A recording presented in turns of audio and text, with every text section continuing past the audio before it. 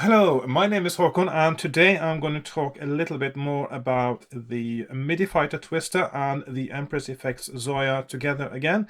The Empress Effects Zoia, of course, is the patchable digital synthesizer in a little box with a unique grid interface. And the MIDI Fighter Twister is probably one of the best MIDI controllers if you need knobs and push buttons that you can very precisely define and set up exactly the way you want it. I'm not going to go into all the detail about the MIDI Fighter Twister, but I'm just going to say a few words about it now. It is extremely rugged. It has 16 encoders that also have a slight sort of cup shape on the top, which means they're very comfortable to push. And each of these encoders is an encoder. You can control how fast the values are gone through as you rotate them. You can also make them speed sensitive, but you can also have a secondary function on each one, either as a momentary switch, as a toggle switch, or you can push down and control a second encoder controller. And you can also have a single encoder actually work on two MIDI CCs at the same time in what is known as a super knob or super controller. I can't remember which one now in the MIDI Fighter Twister manual. Each of these encoders, so that makes 16 times 2 really main sort of controllers here, so that's 32. But you can also get 4 pages of this, which means you have 128 controllers that you can set up. In the MIDI Fighter Twister setup, you can also set different colors for each separate encoder on each of the 4 different pages, either in its passive state or its off state, and in its on state. But it's also possible to control the color on the MIDI Fighter Twister from MIDI over MIDI by sending a MIDI input to the MIDI Fighter Twister, which is what I'm doing in this patch, because when you're working with sequencers, particularly like I'm doing, you want the visual feedback on your controller to show you, for instance, here which step is the active one, and you want to see which of these are toggled both at the same time. And because what happens is if you set up an active and on color and an off color on the MIDI Fighter Twister itself, and you toggle a switch like this, when you change the color from over external MIDI, it will revert back to its off state color afterwards. So the best way to do it, if you want to control the colors on your MIDI Fighter Twister from an external MIDI device like the Empress Effects Zoia, is to leave all the lights off on the MIDI Fighter Twister in the MIDI Fighter Twister setup and control all of it from the MIDI controller, which is what I've done here. So none of these in the MIDI Fighter Twister setup now, all of these are set to be off.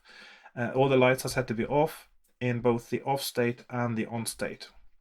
Another thing, in order to connect the MIDI Fighter Twister to the Zoia, the MIDI Fighter Twister does not have DIN MIDI outputs or inputs. It only has USB. Which means you have to connect it via an audio interface with MIDI capabilities, or a MIDI interface via a computer or a device like a tablet or a phone. Or you can get a MIDI USB host. This is a Kenton, other brands are available, which basically just works as a standalone MIDI host, translating to and from USB to DIN MIDI. Very useful. And I got one because I want to be able to work with the Zoia and the MIDI Fighter Twister together without having to connect the computer to the. Actually, I like just doing all the music production with external gear externally and only later work on it on the computer. At the moment, I don't combine the computer DAW or music production together with the external gear. I'll use them both separately. So at the moment, I got MIDI in and out, both from the connected to the Zoia here, so that I can send MIDI as well as receive MIDI from the MIDI Fighter Twister. Let's just have a little look at what this sounds like now. So this is nothing special sound-wise, it's just the principle of it. That's the important thing now. So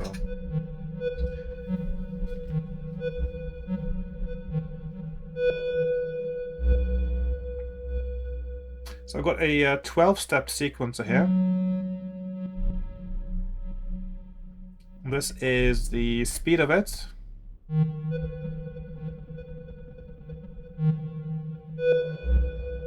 And this knob is connected to actually several parameters of the ADSR envelope.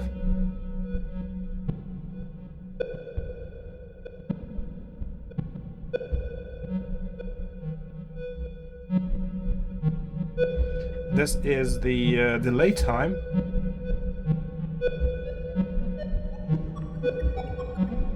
I think it's quite fun to play around with.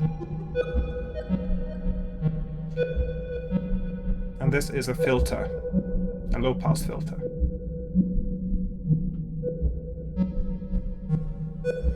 And each of these steps now is the encoder. Controls the note value, and it also is a toggle switch for switching steps on or off.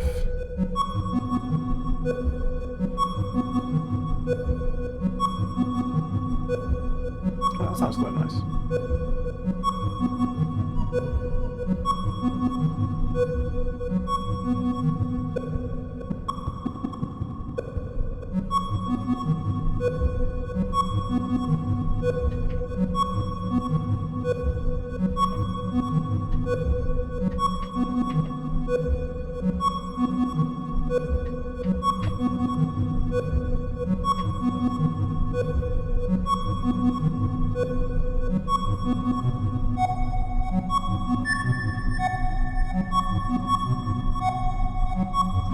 So that's the principle of it, and as you can see, there is a flashing light here whenever the active step is on, in addition to the light being on or off, showing which steps are on or off. On these encoders down here, I've just done a very simple sort of visual feedback of the, you can see it changes color as you change the values. And that's just a very simple thing you can do on when you communicate with the Zoia, with the MIDI Fighter Twister, just to give some visual feedback, even though it's not necessary or as useful as the these lights here. It's just nice to have some kind of visual feedback, I think, in addition to the setting that shows you where your encoder is. Now let's run through the patch a little bit, just to tell you what I've been doing here. Right, so the first page here is the main sequencer, which is up here, 12 steps.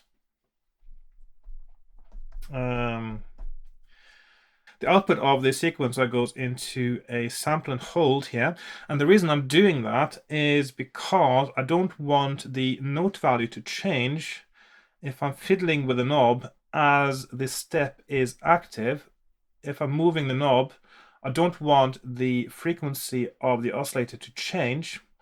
So that means every time it gets to a new step here, I want the sequencer to check what the value is at that moment when it gets to the new step, and then that is copied over in a sample and hold. So the LFO is connected to the gate of the sequencer, so every time the LFO has a trigger, it will advance the sequencer one step, but it will also send its value to a delay, and that delay is set to 1.33 milliseconds. And after 1.33 milliseconds, the LFO will send the output of the delay, which means it's the same as the LFO, but 1.333 milliseconds later, it triggers a sample and hold. And the reason for the delay is that if you don't use a delay, it will actually register the previous note value because it hasn't yet. It needs that time to advance the sequencer and register a new note value. So the output of the CV output from the sequencer, the note value, is sent to this sample and hold, which is triggered by the LFO via a delay module.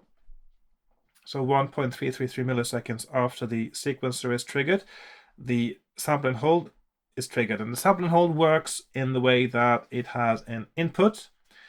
In this case, it changes dynamically. It means it has a variable that changes over time at its input.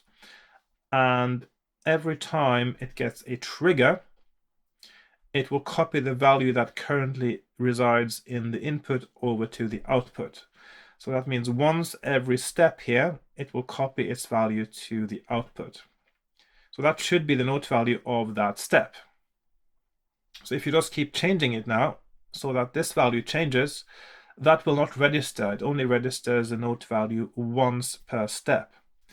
And that note value is then sent to a quantizer. In this case, I'm just using a simple quantizer this time, no fancy scale snap like I used last time. And this snaps to the key of E and major. And then the output of the quantizer is here, and that is sent to the input of an oscillator. So this is a sound production page. I'll just go through that quickly. So we have, I did put in FM input here. I'm not using that. The output of the oscillator goes into a VCA.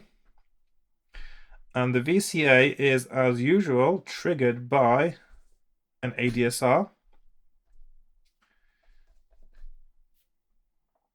And the ADSR is triggered by, and I'll get to this because we are switching steps on and off now, the ADSR is triggered by a second sequencer controlling which steps are on. Just to do the audio chain first. So the VCA goes out here to a filter. And the output of the filter goes to a ping pong delay. So it's a mono input and stereo output, ping pong delay. And the stereo output of the ping pong delay, left and right, goes to the stereo input of a plate reverb, left and right. And then the outputs of the plate reverb, left and right, go to an audio output here with a gain control, because if I'm using headphones, when I'm working on the patch, I need to attenuate the signal. So that's why I always have an output gain on my audio outputs. So, before I'm talking more about the sequence, I'll just run through these are MIDI controls here. So we got 4 MIDI inputs down here, and these correspond to these 4 knobs at the bottom. So we have, I'll just look in here. So of course I'm actually using the default channel and controller values on the Zoia now. Of course, you can change every single one to be exactly the channel and CC value you want. You can also, on the Zoia, actually use it as a keyboard and let these control note values. I'm not going to demonstrate that in this video, but maybe in a future one. It is possible.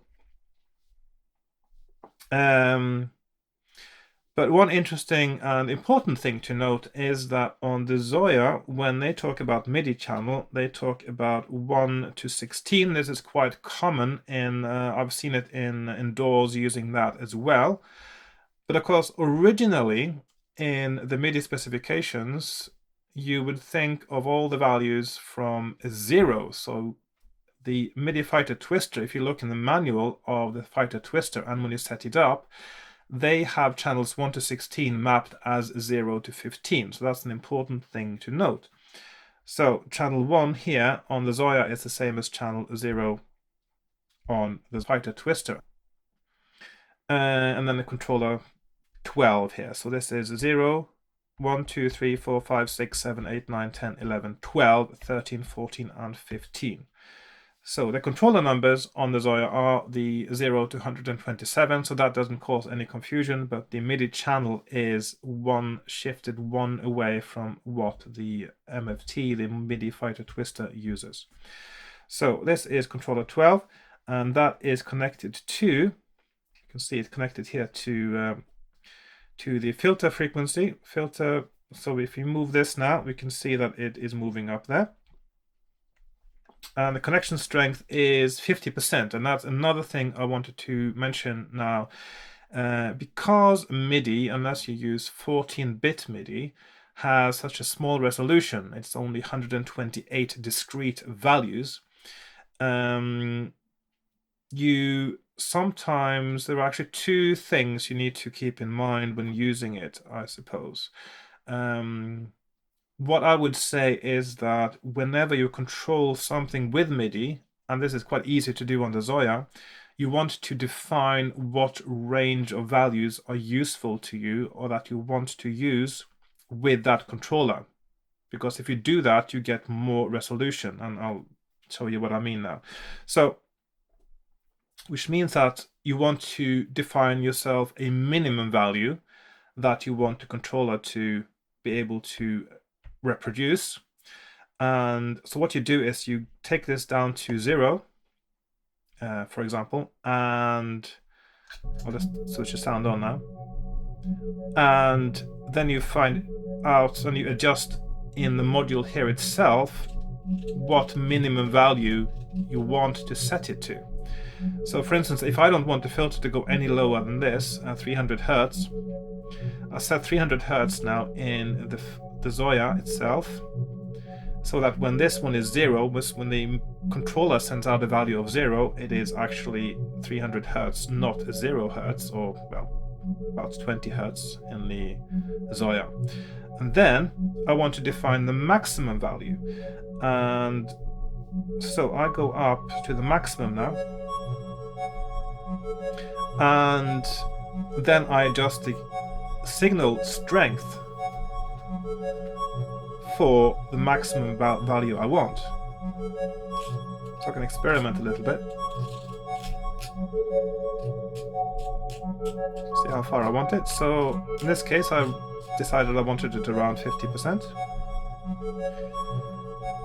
And that means that this controller now controls everything from 300 Hertz, and then it's up to, I'll just see what the maximum is now, up to 9,800 Hertz. And in that range, that's where it gets its 128 steps. And by defining a minimum and a maximum, you're actually maximizing the resolution of the controller without using a secondary controller to give it a finer resolution. So that's one thing. Another thing that might be worth considering when you're working with a MIDI controller with 128 steps is stepping. And that means that when you go from just between two values on the MIDI controller, for instance from 64 to 65, there might be an audible step depending on what you're using it for. And if that happens, it's worth then considering connecting the MIDI input to a slew limiter that basically, whenever you change its value, it will gradually go from the old value to the new value. I haven't done that in this patch because it doesn't feel like it's needed, but if you do get stepping, you could run the input through a slew limiter, and then the output from the slew limiter is the one that goes to the next step in the signal chain. So those two things, very important to keep in mind. So you're setting your range, which is easier on the Zoia than it is on many other devices or even VSTs that you might want to use a MIDI controller with. Another thing I've done here is I've connected this MIDI input also to a MIDI output. So I've got an output. So it directly goes from an input to an output, and the output is here on MIDI channel 2 and controller 12. So again, it is this controller, but what the MIDI Fighter Twister does, it has a feature where on channel 1, they call it on the MIDI Fighter Twister, which is channel 2 on the Zoia, you can control the color of the light. So basically now it just sends its input from this knob back into the knob, and that changes the color of the light. And each value, 0 corresponds to color off, and all the other values run through the spectrum all the way to off again at the top. So just very nice, just to give a little bit of a visual feedback. So that's just one way of controlling colors on the Zoia. Now, it is possible to also send values back to these controllers, but I haven't done anything with that in this video because I want to do a little bit more specific and shorter video on that, because I have to make sure I get it just right and focus on that, because that's quite an important thing. So the principle of it is that if you send something on channel 0 from another device to the MIDI Fighter Twister, then it should actually send its MIDI value 0 to 128 to the Fighter Twister, so you can actually control the values both from an external device and from the MIDI Fighter Twister itself. So I'll get into that in another video. Right. Okay, so each of these then have the color is sent back as, or the value of the input is sent back to the knob as a color. So each of these 4 do that. Now, additionally, let's see. So the second knob here goes to the ping pong delay time of the ping pong delay module. The third knob here goes to all of these 4. It goes both to attack, decay, sustain, and release. I'll just show you the connection values there. So it goes, so the connection strength, of course, in this case, adjusting how much it affects these different parameters, just like I told you earlier. So I've got some minimums in the module itself, and then I adjust the connection strength to define the range that it controls. So it controls attack with 55% connection strength, decay with 12%, sustain 84%, and release 75%. And I just adjusted that to taste when I was setting it up, exactly the way I showed you for the filter. And the last knob here, that is, let's see, that is going to, oh, there we are, of course. First page, the LFO speed input. And that does not have an offset. So that's all from this controller. So, there we are. Right, so that was these buttons, and also just running quickly through how you change these colors here. Now, the steps on and off. Maybe I should say something about those next. Yes. Before I get to the steps on and off, I can say something about the indicator showing which step is active. So I've got a secondary track running on the sequencer here, and as you can see, the light there is dark and getting brighter and brighter, and that is an indication of the value that is there. So in this sequencer here, I've got the following values for each of the steps of the 12 steps here: 0.083, 166, 2496, 3326, etc. It's an increasing value. And the reason I've got these particular values is because they are controlling a switch. This is an out switch, and the way a switch works, I do like explaining this, is that it takes a single value and then it has a channel selector, and the channel selector, the value on the channel selector selects which of its outputs, a single of its outputs gets that value sent through. Very useful module. I use it all the time. And of course, the idea about this switch is that I want to control which of these knobs here, which of these controllers gets a light indicating that that is the active step of the sequencer. And so there are 12 channels on this switch, and the way a switch decides which channel is active is it takes the value of a range of 0 to 1 and divide it equally by 12, which means that when you get a value on the channel selector between 0 and 0.83333, it selects channel 1. If it's between 0.83333 or 0.08333, I should say, and 0.16666, it is channel 2, etc. So you take 1 divided by 12, you get the step size for selecting the different channels. And if you wonder how I do this usually, because I mean, I don't calculate this every time I do it. I've actually got a spreadsheet. What I've done is I've got the values of all the different numbers of channels you might have on the switch, and I've written them all down. I've calculated them once, and I'll just refer to that when I do this. So,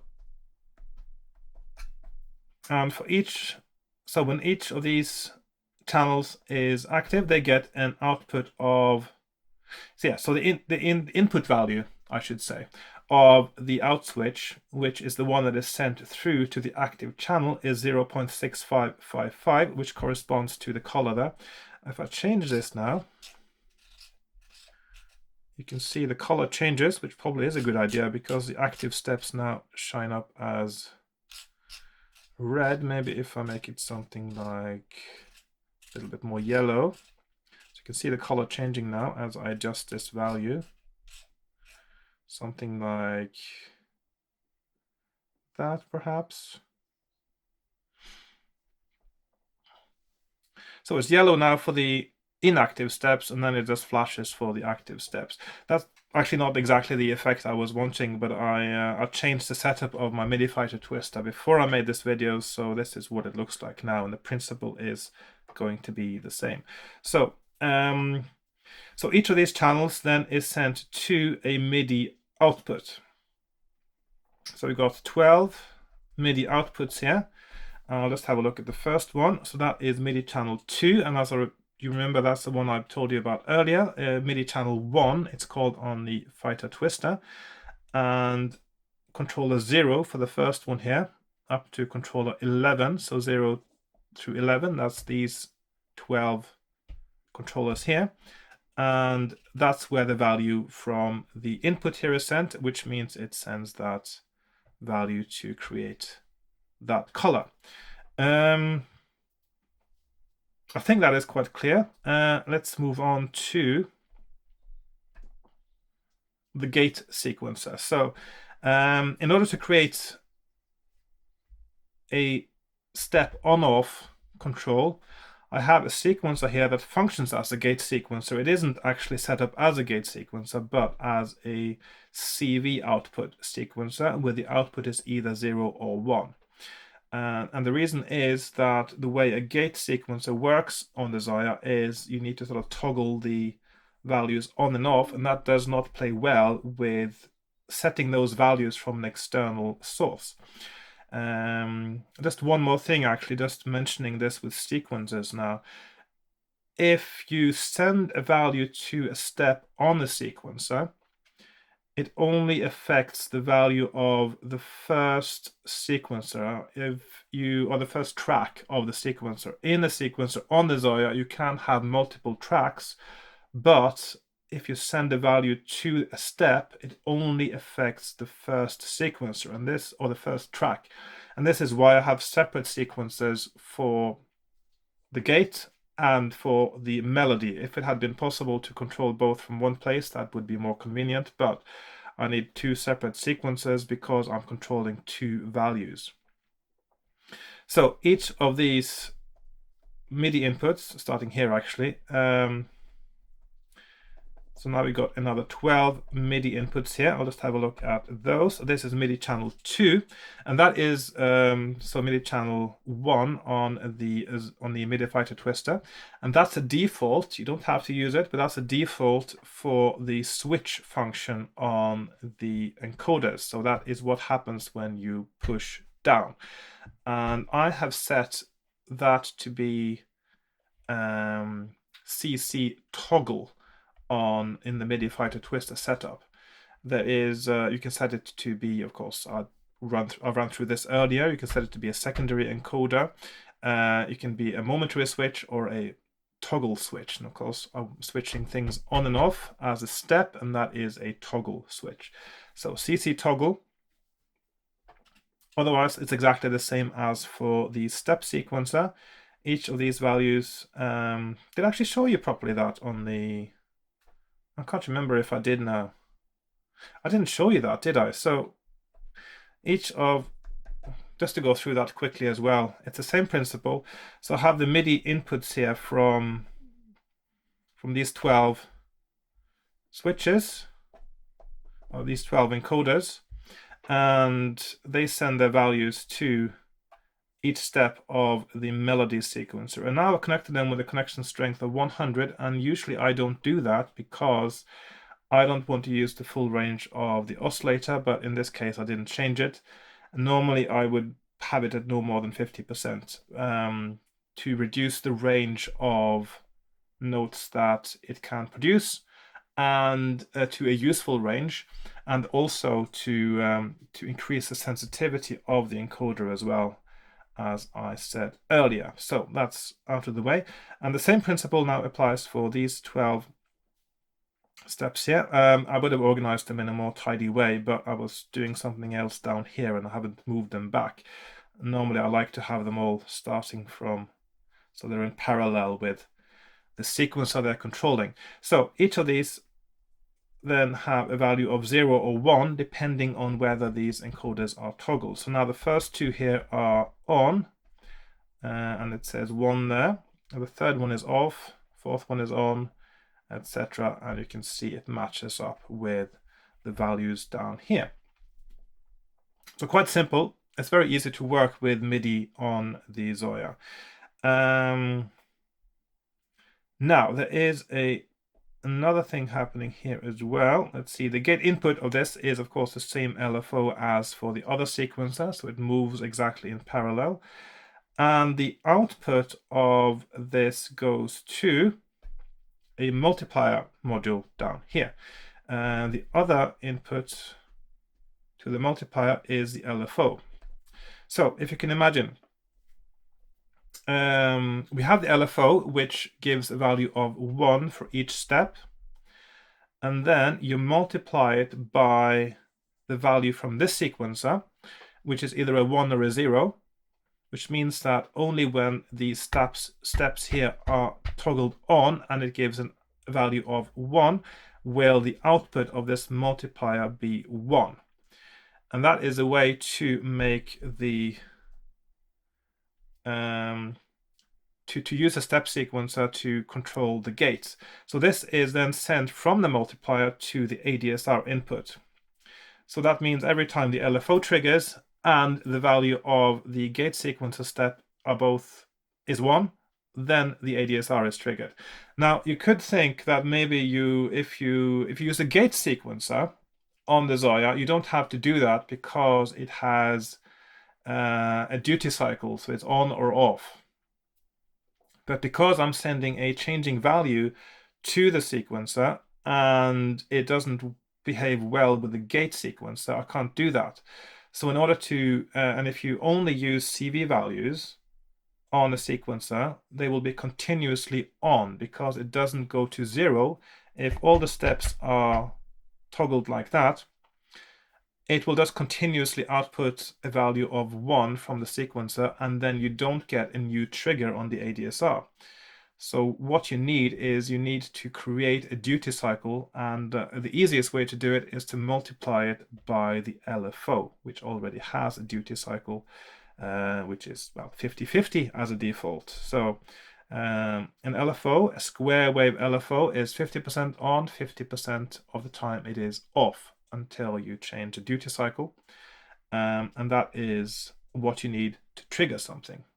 A gate that is always open will not create anything interesting.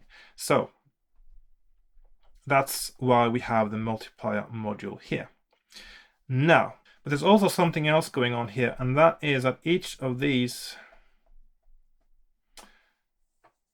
steps, each of these input values from the toggle is also connected to a MIDI output.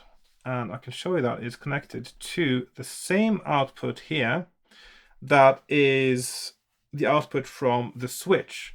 And now, because I actually made this when I had different settings on the Zoia, this is not exactly the way I want it. So if I change the connection strength now, we can change which color shows when this step is toggled. So if I want to make it green, for instance, we can make it 40%. So if I go and I'll just change all of them now. So if I go, and of course you can change connection strength from the shift inspect control here as well. So if I click on my encoder, I can move this to 40, like so. And then I'll do the same with all of them. And because the color values just add together, now you get different colors when it passes an active step as it does when it passes an inactive step. That is fine. It's all still looks really nice and it's visually pleasing, and you can see very easily what's going on. So I think I've covered what I wanted to cover in this video now. So the main points are that you can control the colors on the MIDI Fighter Twister by using channel 1, isn't it? I have to check now, just to make sure that I get it right. So that is channel 1 on the MIDI Fighter Twister, which is channel 2 on the Zoia, because Zoia uses 1 to 16 and the MFT uses 0 to 15. It is also possible to change the values from an external device that is on channel 0 or channel 1 on the Zoia. I haven't done that in this video. And then each of the encoders here, so these respond to when you try to change the colors, the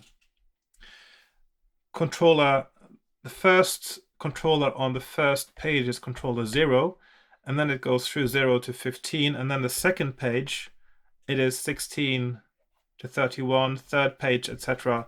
So I haven't changed the colors for the other pages now. All the way through the 4 pages. So from 0 to 63 on channel 1, as far as the MFT is concerned, are the ones for changing the colors. And on MFT channel 2, which I haven't shown you in this video either, you can change the animation of each of the 64 controllers as well. I'll show you that in a different video because I'm just doing the basics now. And then another point is that when you use a MIDI controller that only has 128 steps, you have to take into consideration the range you want to use. So you set the minimum of that range on the Zoia. This is a principle you also use when you do work within the Zoia. You're setting the offset, the minimum value in the module on the Zoia, and then you set the connection strength to define the maximum value. But in that way, you get the best control, the best resolution, and if that is not enough, if you still get stepping, then you can use a slew limiter. I didn't show that here now, but I might make an example of how to do that and how it makes a difference in a different video as well.